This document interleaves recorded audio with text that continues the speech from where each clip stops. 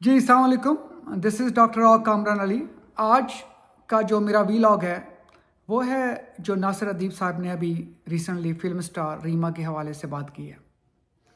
دیکھیں، ہم اکثر یہ لوگ بات کرتے ہیں کہ دیکھو فلاں بندہ وہ امیر ہو گیا ہے تو وہ اب ہم سے بات ہی نہیں کرتا، فلاں بندہ وہ اس عہدے پر پہنچ گیا ہے کہ اس کو اب غریب دوست یاد ہی نہیں رہے ہیں، فلاں بڑا آدمی بن گیا ہے تو اب وہ چھوٹے دوستوں کو پوچھتا ہی نہیں ہے۔ حالانکہ اگر آپ نوٹ کریں تو ایک امیر آدمی ہے، اس کو کیا ضرورت ہے کہ وہ کسی غریب دوست کو بھول جائے؟ اور اگر آپ کسی بھی امیر آدمی کی بایوگرافی پڑھیں یا اپنے آس پاس آپ کسی کو دیکھیں تو عموماً کا آج بھی جو سب سے قریبی دوست ہوتا ہے وہ کوئی غریب بچپن کا ہی دوست ہوتا ہے۔ تو یہ باتیں کس لیے مشہور ہیں؟ دیکھیں، کچھ لوگوں کا خیال یہ ہے کہ امیر غریب کو اس لیے نہیں منہ لگاتا یا بات کرتا کہ وہ اس سے پیسے نہ مانگ لے۔ حالانکہ اگر ایسا ہو بھی اور وہ مانگ لے تو کیا امیر آدمی انکار نہیں کر سکتا؟ آپ کو پتہ ہے کہ جب آدمی کوئی امیر بنتا ہے وہ تب بنتا ہے جب اس کے اندر انکار کرنے کی قابلیت ہوتی ہے۔ مثلا اگر آپ کسی ڈاکٹر کو دیکھتے ہیں اور کسی انجینئر کو دیکھتے ہیں تو آج وہ کس مقام پر پہنچے ہیں کیونکہ ان کے اندر انکار کرنے کی قابلیت تھی، صلاحیت تھی۔ کیونکہ جب وہ میٹرک میں تھے، جب وہ ایف ایس سی میں تھے تو ان کے کتنے دوست کہتے تھے آؤ ذرا کہیں بازار میں گھوم کے آتے ہیں، آؤ ذرا گرلز کالج کے آگے جا کے کھڑے ہوتے ہیں اور آؤ ذرا کرکٹ کھیلتے ہیں، لیکن انہوں نے کہا نہیں، ہم نے نہیں جانا، ہم نے نہیں کھیلنا۔ اسی لیے وہ آج اس مقام پہ ہے۔ تو یاد رکھیے کہ ناکام اور کامیاب میں جو فرق ہوتے ہیں ان میں جو ایک بہت بڑا فرق ہے نہ کرنے کی خوبی یا قابلیت۔ تو واپس اسی ٹاپک پہ آتے ہیں کہ اگر امیر آدمی کو یہ مسئلہ ہے کہ غریب اس سے کوئی پیسے مانگ لے گا یا کوئی فیور مانگ لے گا تو وہ نہ کر دے گا، تو اس کے لیے تو یہ نہیں ہے کہ اس کو منہ ہی نہ لگائے۔ اصل میں جو مسئلہ ہوتا ہے وہ یہ ہوتا ہے کہ جب بھی کوئی مڈل کلاس سے غریب سے جب وہ اوپر چلا جاتا ہے تو وہ غریب دوست کو اس لیے بات نہیں کرتا یا اس سے دوست نہیں کرتا، یہ نہیں ہے کہ اس پیسے کی وجہ، اصل بات یہ ہے ان کا جو ملنے جلنے کا طریقہ، یا سب سے اہم بات یہ ہے کہ ان کی زبان۔ کیونکہ آپ دیکھیں گے جب بھی کوئی امیر آدمی واپس غریب سے ملنے جاتا ہے تو وہ کیا باتیں کرتے ہیں؟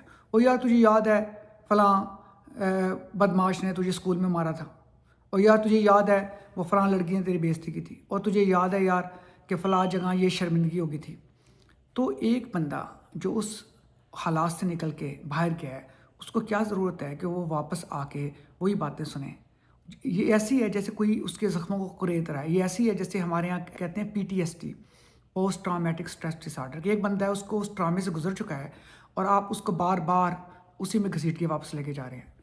تو اصل وجہ جو ایک بندہ کہتا ہے نا کہ وہ امیر ہے، وہ مجھے اس لیے منہ نہیں لگاتا کہ اس کے پاس پیسہ ہے اور میرے پاس نہیں ہے، ایکچولی دیٹس ناٹ ٹرو۔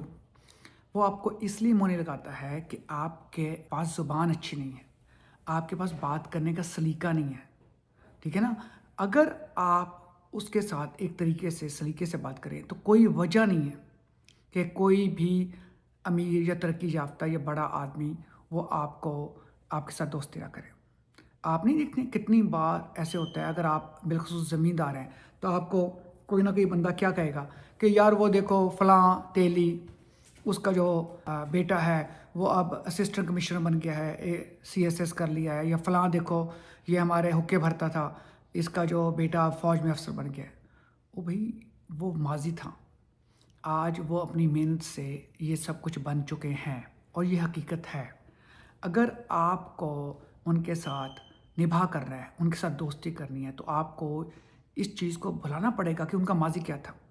کیونکہ اگر آپ اس سے بھی پیچھے ماضی میں جائیں گے تو ہو سکتا ہے جو آپ کے والد ہیں وہ جو ذمہ دار تھے، جن کے وہ حقے بھرتے تھے، نائی تھے، تو ان کے دادا کیا کرتے تھے، ہو سکتا ہے وہ بھی غریب آدمی تھے، تو اور وہ اپنی محنت سے وہ آگے آئے۔ اور یہ اس کا صرف ایک ہی طریقہ یہ ہے کہ آپ اپنے بچوں کے اوپر اتنا انویسٹ کریں کہ وہ اس سے بھی اوپر آئیں۔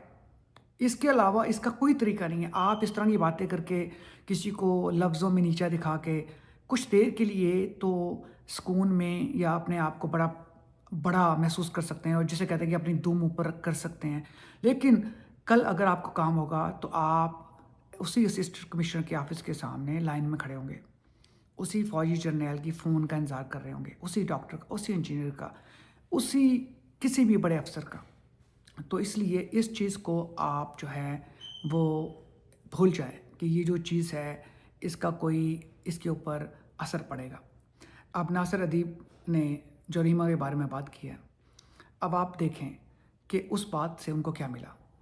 ریما کا ماضی جو بھی تھا، آج وہ ایک شاندار ڈاکٹر کی بیوی ہیں، خود ایک بہت ہی شاندار انسان ہے۔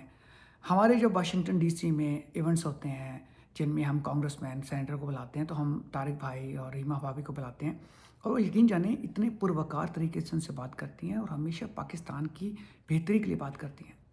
تو اب ان کو یہاں 15-20 سال ہو گئے ہیں، کبھی یہاں کسی کمیونٹی کے کسی بندے نے اس طرح کی بات نہیں کی ہے۔ تو بات کس نے کی ہے؟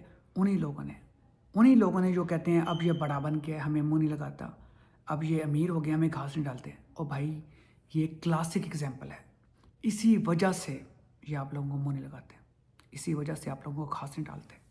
کیا ہی اچھا ہوتا کہ وہ یہ ساری باتیں کر کے اس میں سے یہ جو 1-2 لائنیں نکال دیتے اور اس کی جگہ کوئی اچھی بات کر دیتے۔ کیا ہی اچھا ہوتا کہ جو ایڈٹ کر رہا تھا ویڈیو وہ اس کی طرف توجہ دلوا دیتا، لیکن نہیں، آپ کو تو بس ریٹنگ چاہیے۔ آپ نے دیکھا ہے اس سے آپ موضوع بحث بن کے کیا بات ہے، بڑے ویوز آ گئے، بڑی بات ہوگی، لیکن آپ نے اپنے آپ کو نیچے گرا دیا۔